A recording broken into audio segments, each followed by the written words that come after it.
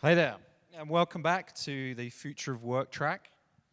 Our next talk today will focus on diversity in the workplace, presented by Atlassian, John Paz. John has been a professional technical writer for more than 13 years, and is currently a senior content designer on Bitbucket Cloud out of San Francisco. Here's a fun fact. John is a lover of all things soccer. He watches and plays soccer, also coaches his kids' soccer teams. He's even been to 3 different World Cups in support of the United States national team. And as an Englishman, I was going to say something very mean there, but you've probably been through enough already, right? Okay, great. Ladies and gentlemen, John Paz.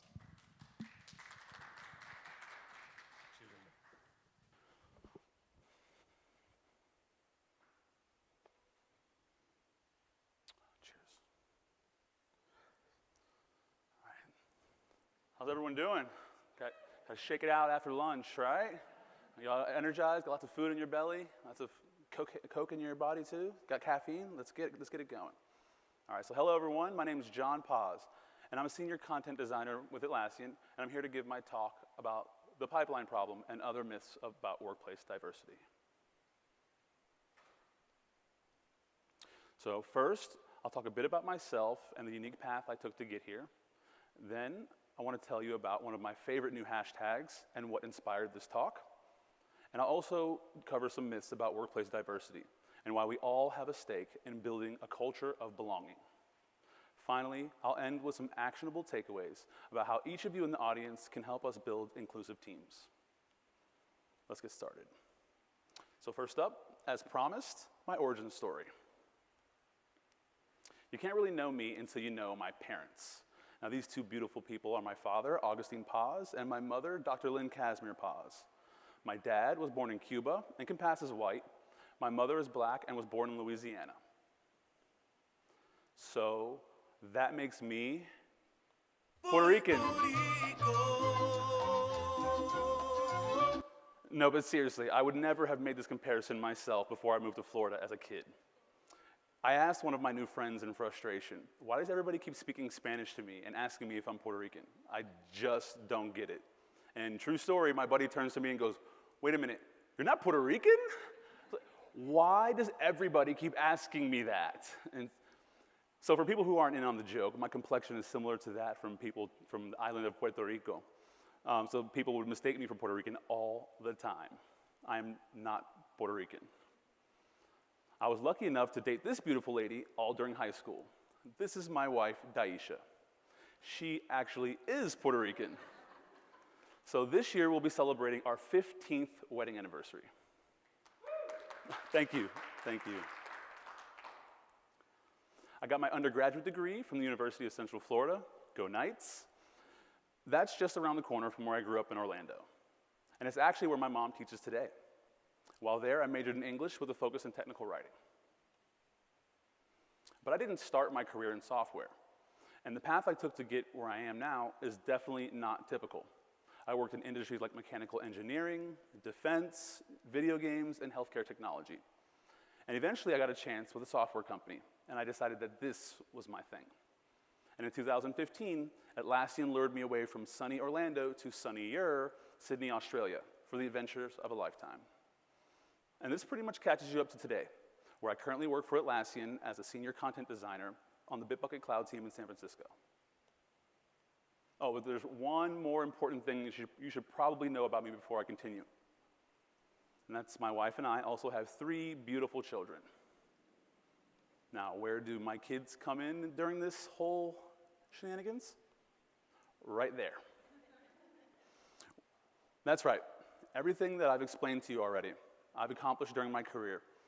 My wife and I did while raising 3 rowdy but wonderful children. And you should know that mine isn't the first family to be raised while pursuing higher education. So I should probably update the slide a little bit because I misled you just a bit. Let's see. That's a more recent picture of my children. From left to right is Antonia, Armando, and Amaya. 14, 12, and 16. When I started working in software as a 20-something, my life experiences were very different than my peers. Understanding how to attract and retain a diverse workforce is important for those of us in charge of creating the future of work. Knowing where I came from was important for the context of this talk, and that's because the future of work is starting to look more and more like me. I'm not from Silicon Valley. I didn't go to an Ivy League school, and my life is full of experiences that a lot of people in tech just can't relate to. Now, the hashtag #BlackTechTwitter showed me that there are far more stories like mine than I knew about. It's actually what inspired me to propose this talk in the first place. And it's inspired scores of people that look just like me to reach out and connect and to support one another. But what is #BlackTechTwitter? Well, I like to define it by how it makes me feel. And I like to call it a movement because it does feel like something new. It has potential to create lasting circles of virtue in our community. But maybe it's more like a vibe. Yeah, that actually feels a little better. Because it's not all about work in tech. It's also dish and tea, and I'll be real with you, that's actually my favorite part about #BlackTechTwitter. But what #BlackTechTwitter is to me personally is it's home. We found each other using this hashtag in like a week, and what we found can only be described to me as home. Now, it all started with a tweet, as most things on Twitter do, and this is that tweet, posted by a woman named Paris Athena, who is a front-end developer out of Boston. And Paris asked, "What does Black Twitter in tech look like?" And bravely posted her own headshot first. And within a few hours, it had gone properly viral. And of course, your boy was one of the first people to respond. And I didn't think much of it at the time, but my tweet went viral too. Well, let me correct myself, because when I tell this story to my kids, they always say, "Well, Dad, it's more like adult viral." But I don't let those kids hold me down, because this one tweet got more likes and interactions than anything from the 10 years prior. There was something to this that felt different. It felt important. And in an interview recently, when Paris was asked about what she hoped to get from this tweet, she said, "I wanted to see and be aware of the different roles Black people had in tech. I wanted to see people who looked like me." And thanks to her hard work behind the scenes, this community has become a powerful professional network.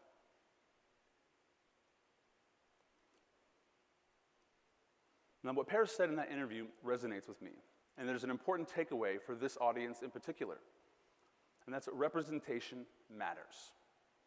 #BlackTechTwitter demonstrates the importance of representation in building a place of belonging. Just look what Paris started with one tweet.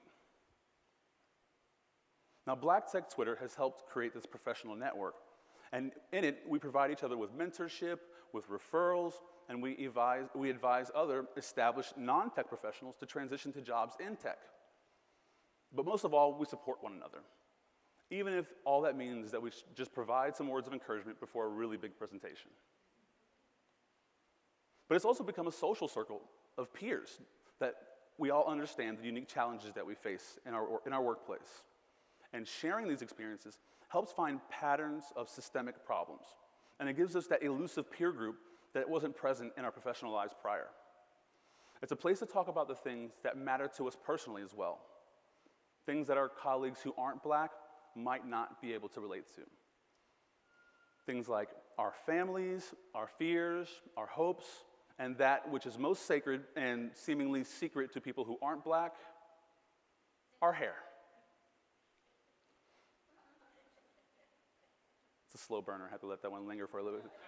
As you can see, I copped out. I just kept the man bun. Couldn't do it. But I digress. With all the attention this movement has received, it's pretty clear that together, our voices can create a platform for awareness. And as we become leaders within these tech organizations, we can help to inform policy and product decisions that will help improve the lives of everyone. But along with this enthusiasm, the experience did leave me with some questions. Why haven't I worked or met any of these folks before? Why don't I run into these folks more often at tech events? I mean, we came together within moments of Paris sharing her headshot.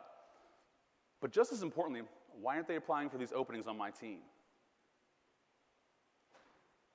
And personally, I wanted to know, why do I always feel so alone working in tech?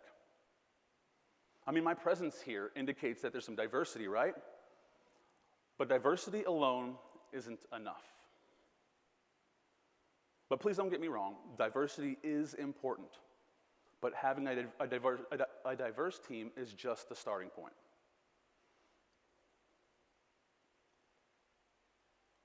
And when starting out building a diverse team, it's important to note that diversity doesn't actually start with data. Diversity starts with values. Now, collecting data about how diverse your team is still a good idea because otherwise you don't really know how well you're doing. But the conversation about diversity should start with values and processes that will foster diversity through inclusion. Now, an example of that might be adopting a blind hiring process, where candidates aren't defined by any specific set of attributes before they're interviewed. With thoughtful values guiding evaluations, you're much more likely to hire the right candidate for the job, regardless of their background. And diversity just for diversity's sake is actually tokenism. It's just merely a symbolic effort without any intent for the effort to succeed. Now, to build a balanced team where everyone feels they belong, you also need to understand how inclusive your organization is. So, on the opposite end, inclusion actually does start by collecting data. Because if you don't have data to evaluate, it's hard to figure out how well you're doing. You need demographic statistics. But you need to go deeper than that. What you actually need to measure is more nuanced than what basic demographic data can give you. Here are some other metrics that you can collect to see how inclusive your team really is. Promotion velocity. Now, promotion velocity measures how quickly someone is promoted relative to their tenure. So cross-reference that with demographic data, and the promotion velocity of minorities can act as an indicator of your team's cultural balance. The question you want to answer is, are minorities being promoted at similar rates as their non-black peers or non-minority peers? But no matter the stage or size of your company, having employees leave is bad for business. Hiring is expensive, and it takes a while for new employees to really hit their stride. So you don't want employees to leave, and turnover is hard to deal with. So when people feel their contributions aren't valued, or there's impediments to their advancement, they'll leave. So measuring the retention rate of your minority employees lets you know if everyone feels that they belong. And a tried and true way to really figure out what your employees think of your company's inclusiveness is to ask them. Regularly measuring employee sentiment with thoughtful surveys gives people a means to voice concerns outside of their direct reports. It's also the quickest way to identify areas for improvement. This brings us to our first myth.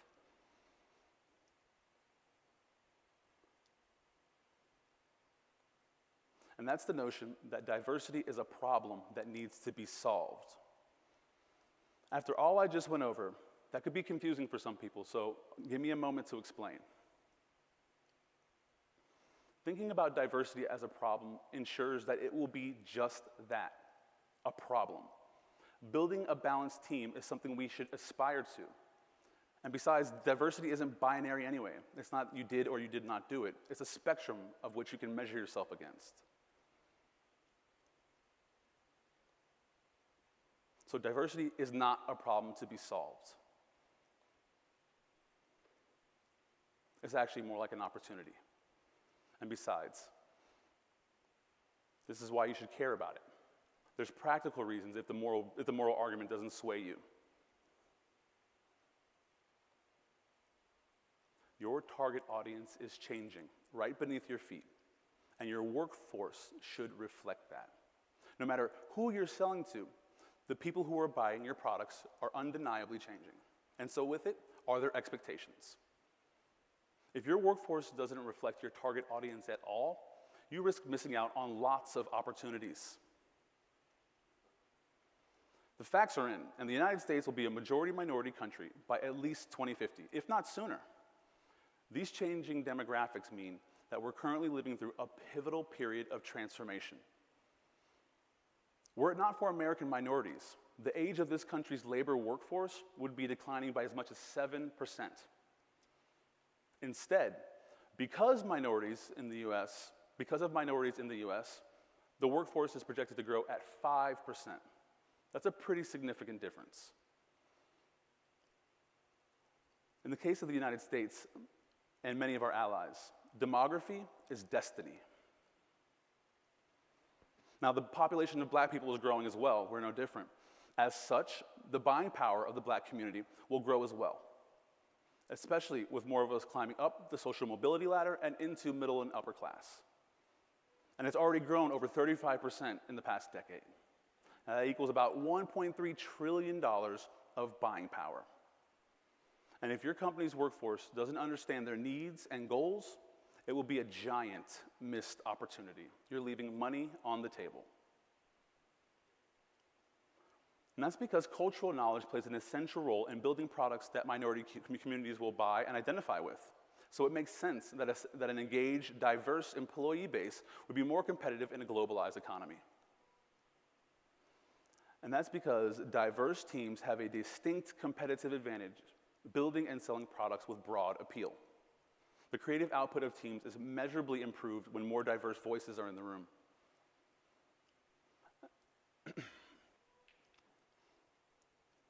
And that's because diverse teams are much more likely to use a broad range of innovative approaches and perspectives to build products for our own community.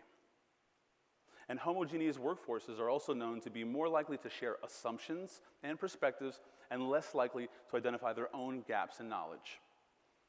A good example of this that maybe everyone here can relate to is when the new person at work finds a bug in your software on the first day. It's not just beginner's luck. It's that an outsider's perspective is invaluable for spotting problems that are often looked over or unblocking innovative output. But there are also studies that suggest that having a diverse team is especially valuable for technology companies. And one study suggests that for every percentage point increase in Black and Latinx representation across NASDAQ-listed companies, the industry could expect a 3 percentage point increase in revenue. I think it's pretty clear that this stuff matters. Myth 2. Lack of diversity in tech companies is a pipeline problem. Now, this one can be a bit tricky. When discussing the bleak statistics about tech's lack of diversity, often the nation's education system is cited as being the primary culprit, or minorities' lack of interest in pursuing computer science degrees. These are commonly referred to as the pipeline problem. And while those things are true, it doesn't actually fairly reflect just how dire the numbers are for minorities in tech, especially Black people. And the number of Black and Latinx working in tech are shockingly low. But what percentage would you expect of the workforce to be Black? So I had to figure that out myself. And you should start with a baseline of the entire US population. About 14% are Black or multiracial and identify as Black. And that's according to census data. And according to the American Society for Engineering Education, at least 6% of recent undergraduate and graduate computer science degrees were awarded to Black students in the US. Given these numbers, what percentage of the workforce of the tech workforce would you expect to be Black?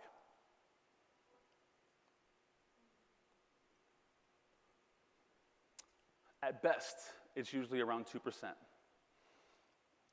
And when you factor in technical roles, it's actually closer to 1% for Black tech employees.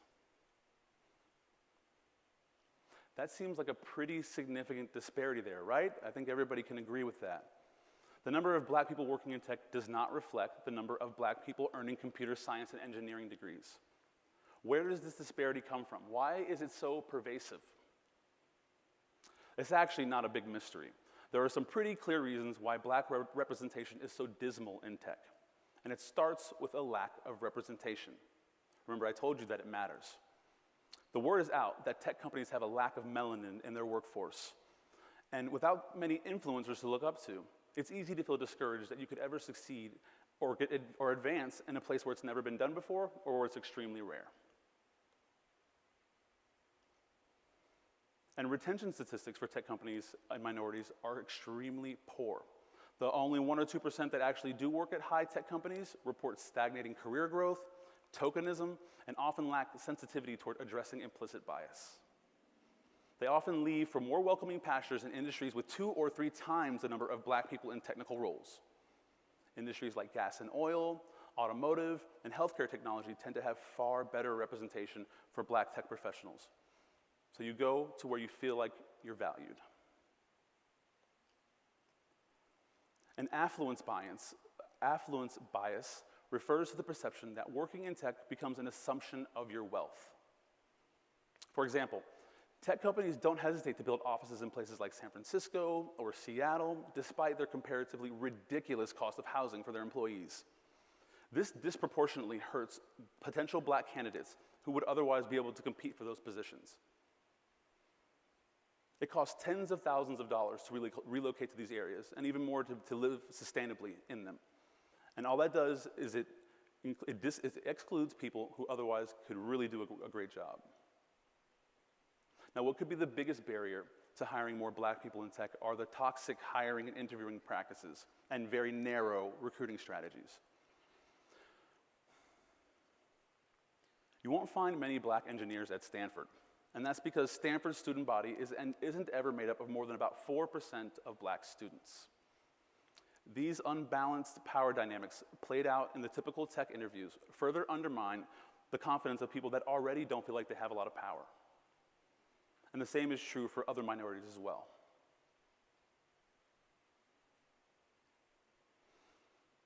So it seems as if there are minority candidates that can do the job, but tech companies just aren't connecting the dots. And these issues aren't new either. The fact still remains that tech companies still need to find more ways to attract and retain diverse talent. And that word talent is actually a good segue to my next myth.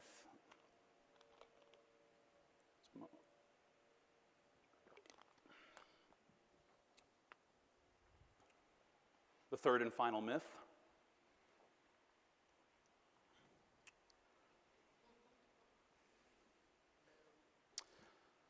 So this myth hurts a little bit, but I'm going to address it anyway, because there's perception that focusing too much on diversity could somehow lower the bar on quality expected of people working for tech companies. Now, considering the potential of the products that we all make, it feels like a cop-out to suggest that we can't also train talented transitioning professionals to maintain all that legacy code that we wrote 10 years ago. And if you ask a software architect if they personally want to maintain the code they wrote 10 years ago, suddenly the possibility of who could pull that off becomes whoever is available.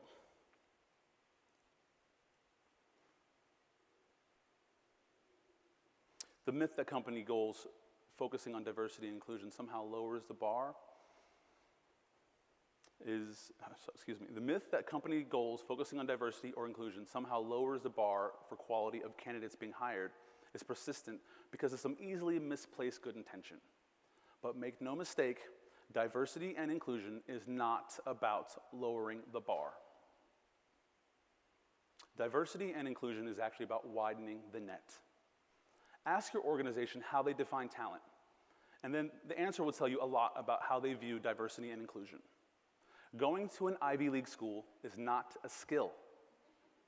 It certainly is an achievement because it's very difficult to get into those schools, but it is not a skill.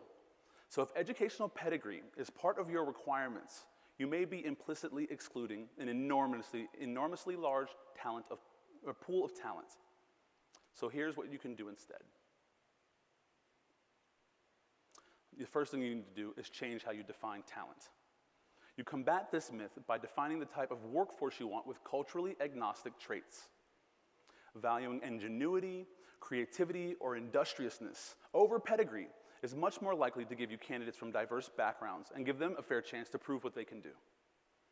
Instead of placing the emphasis on where someone went to school or where they've already worked, change the definition of talent to better represent what a candidate can contribute. And you also need to change where you look.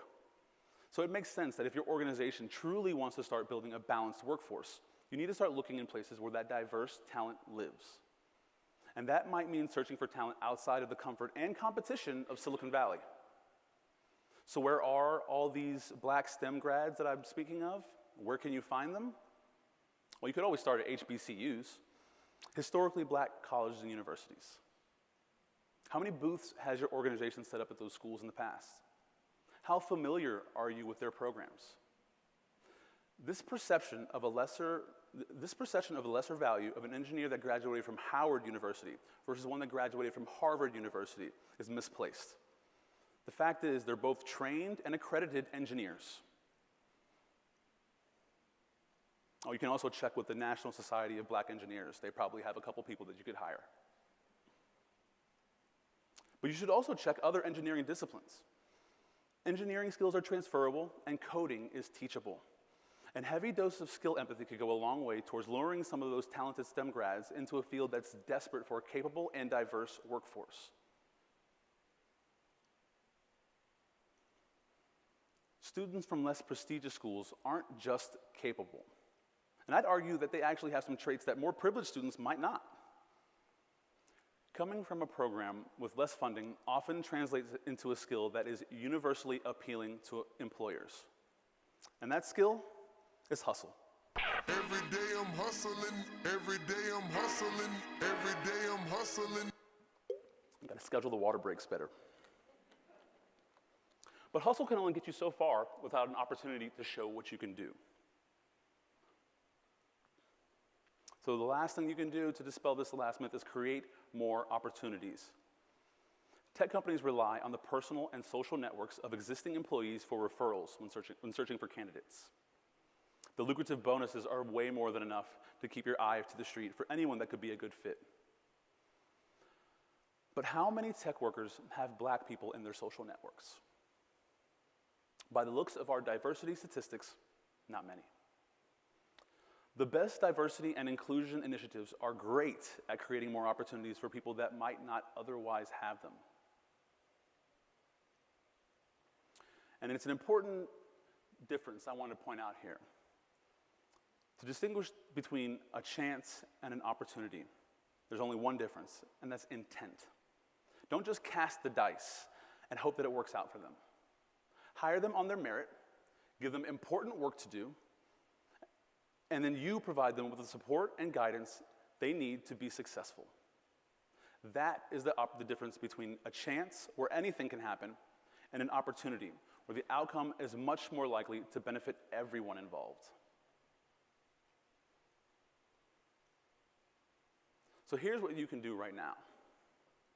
Now, I'm a solutions-oriented kind of guy, and I know it might seem like I've done enough that surfacing things that we should be thinking about for a long time to come, but I've come up with some ways that everyone in the audience here can have an impact on creating balanced workplaces where everyone feels like they belong. And I broke these down by roles, so first up, I'll start with your individual contributors out there, because you guys play a role as well. First, be a champion of people from diverse backgrounds. Sometimes all that means might be speaking up when something doesn't seem right. Regardless of what you see on the television or in the media, political correctness and cultural sensitivity in the workplace is not negotiable. And you should also seek first to understand. Taking an interest in your colleagues' experiences shouldn't be founded in novelty. Seeking their opinion or just wanting to know them better helps foster understanding. And last, build rituals with your diverse colleagues, with people who aren't like you. It could be them sharing their culture with you, or you sharing your culture with them. Start creating experiences that are new to you both, and explore them together. But make sure everyone has input into what you do and the rituals and how they work. Make everyone feel included in these new rituals that you build together. Next up is team leaders, because you all have more power and impact than others.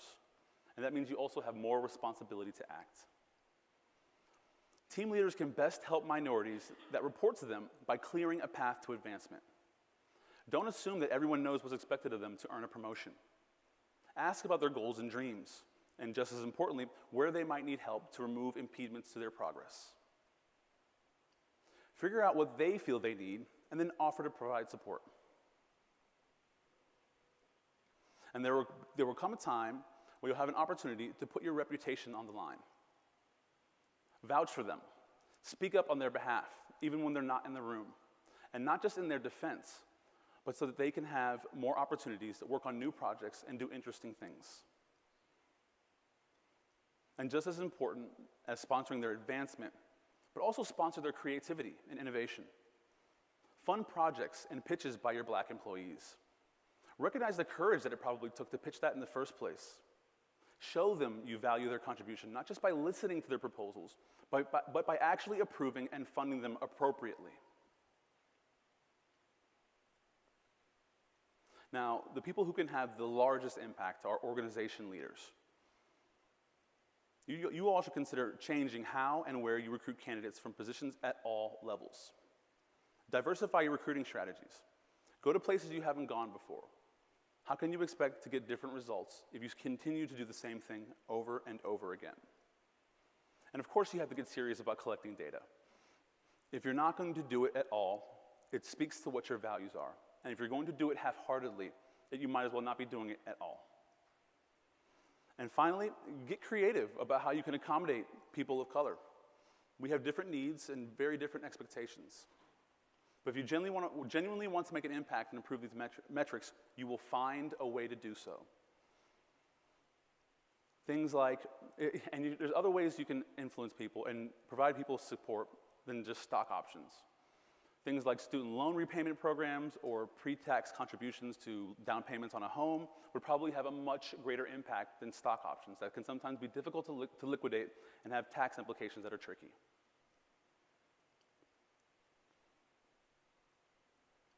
And finally, talking directly to my minority brothers and sisters in the audience, and especially for any of those who might not actually be working in tech yet and who want to break in or to just understand what it might take to do it. First and foremost, don't quit. Like everything in life, if it was easy, everyone would do it. Our ancestors gave us the tools to persevere and to thrive in the worst of circumstances. Breaking into tech is no different. Don't quit. Second, you should definitely look for a mentor. And don't just look for any mentor. You can have multiple of them. And be open to having mentors that might not look like you.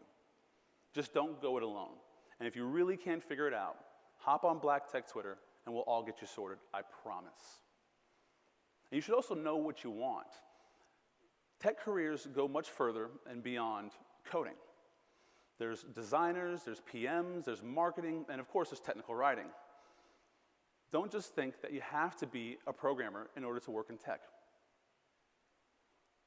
However, learning to code is always the fastest and most direct way to break into a technology company. You'll always do yourself favors and make yourself have a competitive advantage if you know how to code. And you should also look for some training. You can do it on your own. Anybody with a computer and an internet connection that's half decent can actually teach themselves quite a bit with free or very low-cost online resources. But it's always a good idea to find some formal training. Find a guide, find a curriculum and some structure, and go for it as hard as you can. And if you already work for a tech company in a non-tech role, ask your employer about funding that new training. I'm sure they'd be interested in it. And the last piece of advice toward minorities looking to break into tech, or just minorities in general, is that we need to self-advocate. Our ideas are good. We are ready, and we know how to do it. So we should be speaking up on our own behalf. Don't let things pass you by. If no one knows that you're looking for a promotion, it's going to be harder to earn one. If no one knows that you have an idea, it'll never get built. So don't discredit yourself before you've even started that proposal. You're great, you're worthy, and you can do it. Don't stop. Thank you, everyone, for your time.